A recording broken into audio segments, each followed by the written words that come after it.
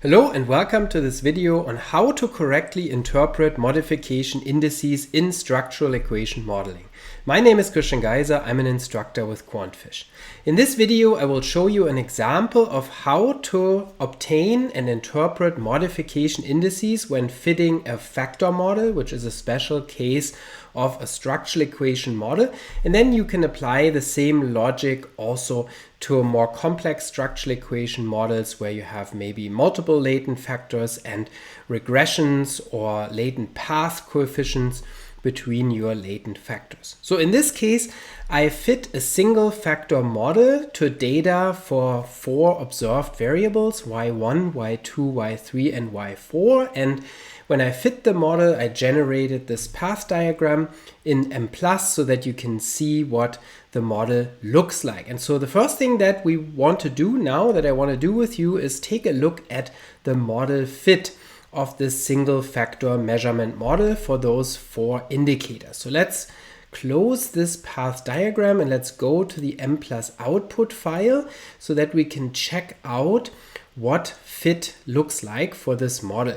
So when we scroll down in our Mplus input or output file here, you can see that we get a chi-square test of model fit. And the chi-square test statistic here is 178.68. It has 2 degrees of freedom and a very small p-value. So this model does not fit these data at all. So it's not a good fit to these 4 indicators to have a single factor. You can also see the RMSEA estimate is obnoxiously high. So an RMSEA of 0.42 is horrible, indicating terrible fit. Also CFI and TLI, which usually still look pretty good unless you're totally off with your model. As long as you have substantial correlations in your observed data set among your variables, usually these look pretty okay, and they're usually above 0.9 even for a mediocre model. But in this case, you can see they are terrible. One is 0.815, the other one is 0.445. So also terrible fit. And then when you look at the SRMR, it's 0.1, which is also really high. It should be close to 0 and ideally should be 0, but should be at least below 0.05. So all these indices indicate this model isn't a good fit. And so this is where modification indices can come into play if you fit the model and you don't know what's going on. Why does this model not fit? And so modification indices are indices that help us guide decisions about model modification. So meaning, how would we have to change the model so it fits the data better? And it does so obviously based on statistical grounds. So it's a data-driven method that does a specification or re-specification search and finds out what constraints in the model could be freed up that would lead to a reduction in the chi-square statistic. So this is the key indicator of model misfit. The higher the chi-square, the worse the model fit.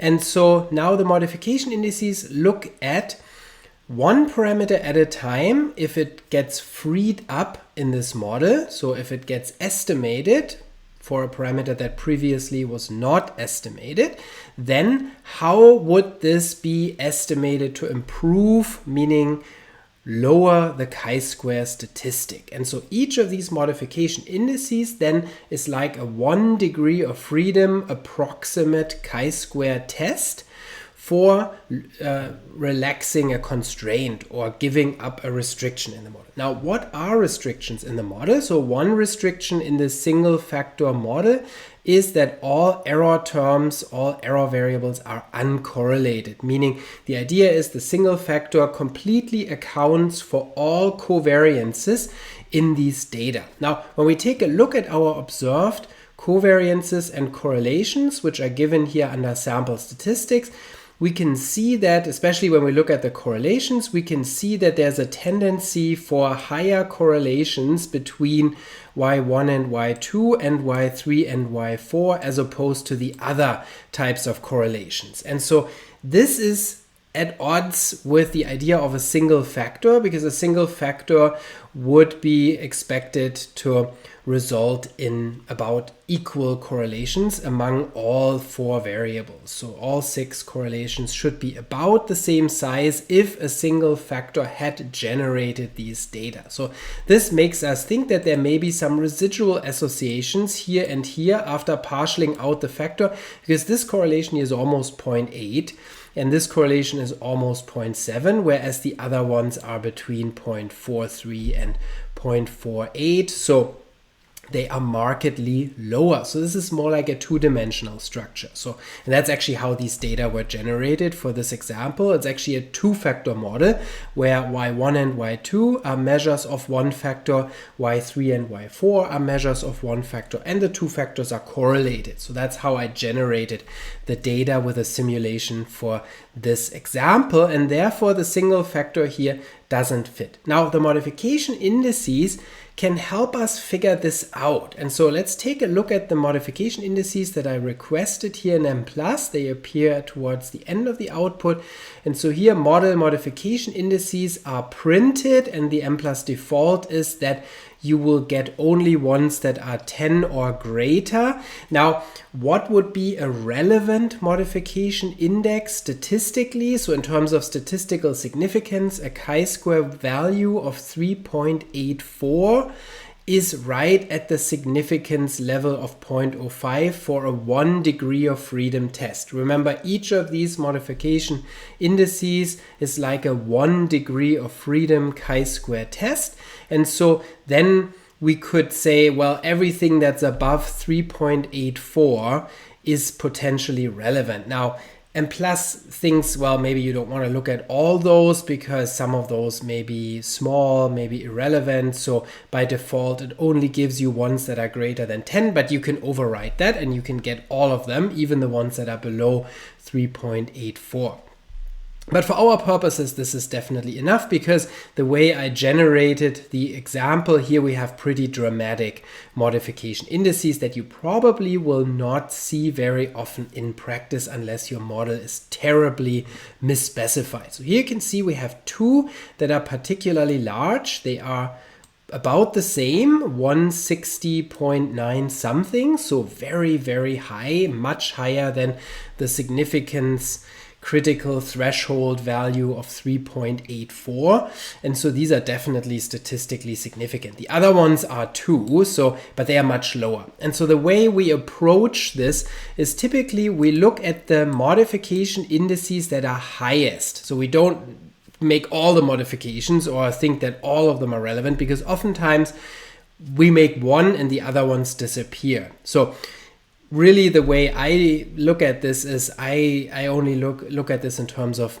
information for me, so that I can find out where we have a big residual association or some other problem with the model, and then I think about how I should modify the model. And so here in this case, you can see the 2 largest modification indices are between y1 and y2 and y4 and y3. So the first 2 variables which measure 1 factor, and the second 2 variables that measure another factor. And so then this indicates that this is a 2-dimensional structure. And so we could address this by allowing an error correlation, a residual association, either between y2 and y1 or between y4 and y3. Both of those would be expected to reduce the chi-square by about 161 points. And so when we go back to our chi-square at the top, we saw the chi-square was 178.68. So this would bring it down by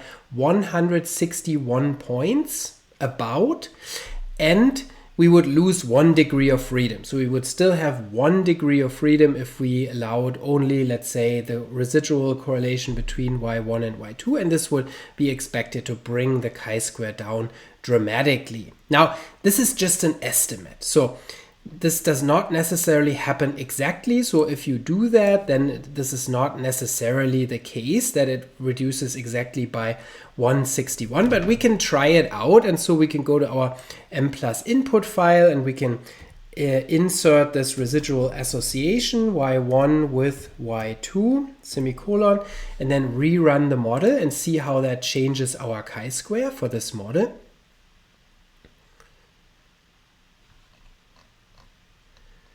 Now we can see actually it changed it more, because now our chi-square is down to 0.165, so that's a greater reduction than just by 161 points. And we have 1 degree of freedom left, and the model fit now is good in terms of the p-value. So this means now this model is not rejected by the chi-square test. Now, however, notice that of course, this isn't the correct solution for this problem. So really the model that generated these data was not a single factor model with an error correlation between y1 and y2. Rather, the way these data were generated was by a two-factor model where y1 and y2 measure one factor and y3 and y4 measure one factor, and the factors are allowed to correlate. That's the data generating model. So this means really this can be misleading. So those modification indices, if you follow them directly, if you implement exactly what is proposed, this may not lead to a meaningful model, or it may not lead to the model that you want or that generated the data. So we have to use this with caution, and I would not recommend doing what I just did here and just simply mindlessly using that modification index to add this parameter into the model. I just wanted to show you what happens here in this case.